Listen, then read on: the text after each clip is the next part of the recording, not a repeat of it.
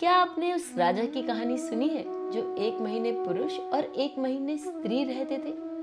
तो चलिए श्रीमद् भागवत पुराण के 9वें स्कंद के प्रथम अध्याय में आने वाली ये कहानी जो वैवत्स्य मनु के पुत्र राजा सुद्युम्न की कथा है, आज उसे सुनते हैं। राजा परीक्षित सुखदेव जी से पूछते हैं कि हमारे हृदय में कथा सुनने की हमेशा उत्सुकता रहती है। वैवत्स्य मनु के वंश में जो कुछ हो चुके हैं, जो इस समय विद्यमान हो और आगे जो होने वाले हैं, उन पुरुषों के पराक्रम और उनका वर्णन कीजिए। सुखदेव जी कहते हैं, परीक्षित तुम मनुवंश का वर्णन संक्षेप में सुन लो, विस्तार से तो सैकड़ों वर्ष भी उसका वर्णन पूरा नहीं कर पाएंगे। जो परम पुरुष परमात्मा छोटे बड़े सभी प्राणियों की आत्मा है, प्रलय से पहले भी केवल वही थे, यह विश्व तथा और कुछ भी नहीं था। महाराज, उनकी नाभि से एक सोने का कमल प्रकट हुआ, उसी से 4 मुंह वाले ब्रह्मा जी भी प्रकट हुए। ब्रह्मा जी के मन से मरीचि, मरीचि के पुत्र कश्यप हुए। ऋषि कश्यप की धर्म पत्नी दक्ष नंदिनी अदिति से विवस्वान सूर्य का जन्म हुआ और विवस्वान की संज्ञा नामक पत्नी से श्राद्धदेव मनु का जन्म हुआ। सुखदेव जी आगे कहते हैं, परम मनस्वी श्राद्धदेव ने अपनी पत्नी श्रद्धा के गर्भ से 10 पुत्र उत्पन्न किए। उनमें से इक्ष्वाकु, नृग, दृष्ट आदि थे। वैवत्स्य मनु पहले संतानहीन थे। उस समय सर्वसमर्थ भगवान वशिष्ठ ने उन्हें संतान प्राप्ति के लिए मित्रावरुण का यज्ञ कराया था। यज्ञ के आरंभ में केवल दूध पीकर रहने वाली वैवत्स्य मनु की धर्म पत्नी श्रद्धा ने अपने होता अर्थात यज्ञ करने वाले ब्राह्मण के पास जाकर प्रणाम पूर्वक याचना की कि मुझे कन्या ही प्राप्त हो।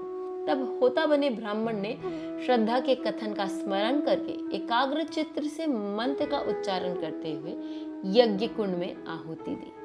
जब होता ने इस प्रकार विपरीत कर्म किया, तब यज्ञ के फलस्वरूप पुत्र के स्थान पर इला नाम की कन्या हुई। यह देखकर श्राद्धदेव मनु का मन कुछ विशेष प्रसन्न नहीं हुआ।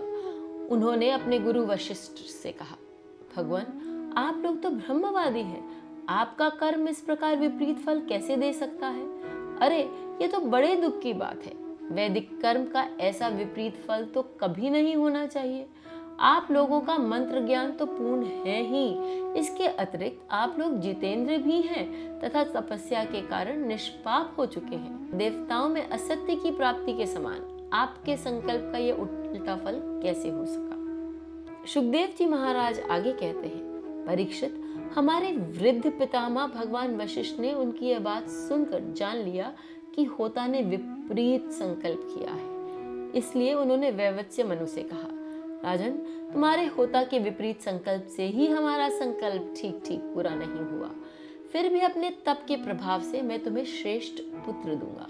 परीक्षित, परम यशस्वी भगवान वशिष्ठ ने ऐसा निश्चय करके उस इला नाम की कन्या को ही पुरुष बना देने के लिए पुरुषोत्तम भगवान नारायण की स्तुति की।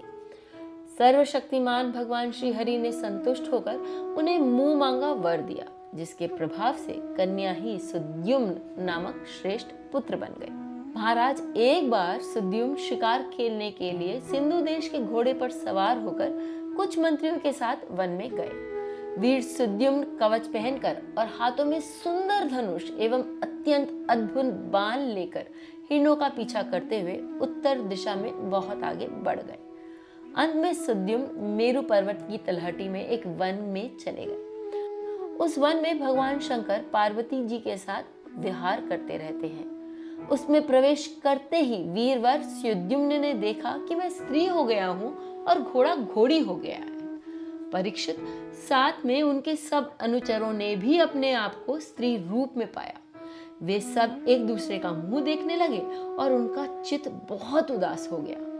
राजा परीक्षित ने पूछा, भगवान, उस भूखंड में ऐसा क्या विचित्र गुण था? किसने उसे ऐसा बना दिया था?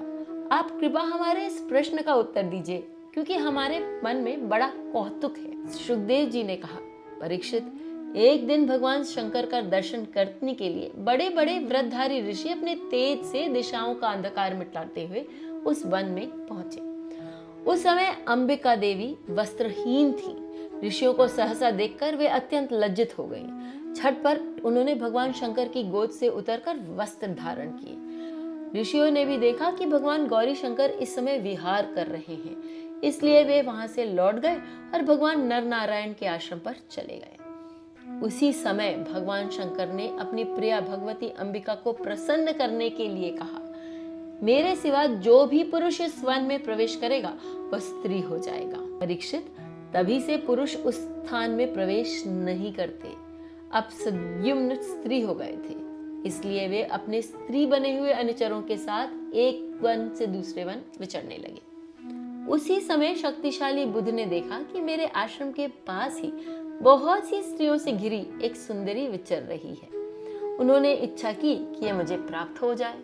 उस सुंदरी ने भी चंद्रकुमार बुध को पति बनाना चाहा। इस पर बुध ने उनके गर्भ से पुरुरवा नाम का एक पुत्र उत्पन्न किया। इस प्रकार मनुपुत्र राजा सद्युम्न स्त्री हो गए। ऐसा सुनते हैं कि उन्होंने इस अवस्था में अपने कुल पुरोहित वशिष्ठ जी का स्मरण किया। सद्युम्न की यह दशा देखकर वशिष्ठ जी के हृदय में कृपावश अत्यंत पीड़ा हो गई। उन्होंने सद्युम्न को पुनः पुरुष बनाने के लिए भगवान शंकर की आराधना की। भगवान शंकर वशिष्ठ जी से प्रसन्न हुए। परीक्षित, उन्होंने उनकी अभिलाषा पूर्ण करने के लिए अपनी वाणी को सत्य रखते हुए ही यह बात कही, वशिष्ठ, तुम्हारा यह यजमान 1 महीने तक पुरुष रहेगा और 1 महीने तक स्त्री। इस प्रकार 1 माह स्त्री और 1 माह पुरुष रहते हुए सद्युम्न पृथ्वी का पालन करने लगे, परंतु प्रजा उनका अभिनंदन नहीं करती थी। उनके 3 पुत्र हुए, उत्कल, गय और विमल। परीक्षित, वे सब दक्षिणापथ के राजा थे।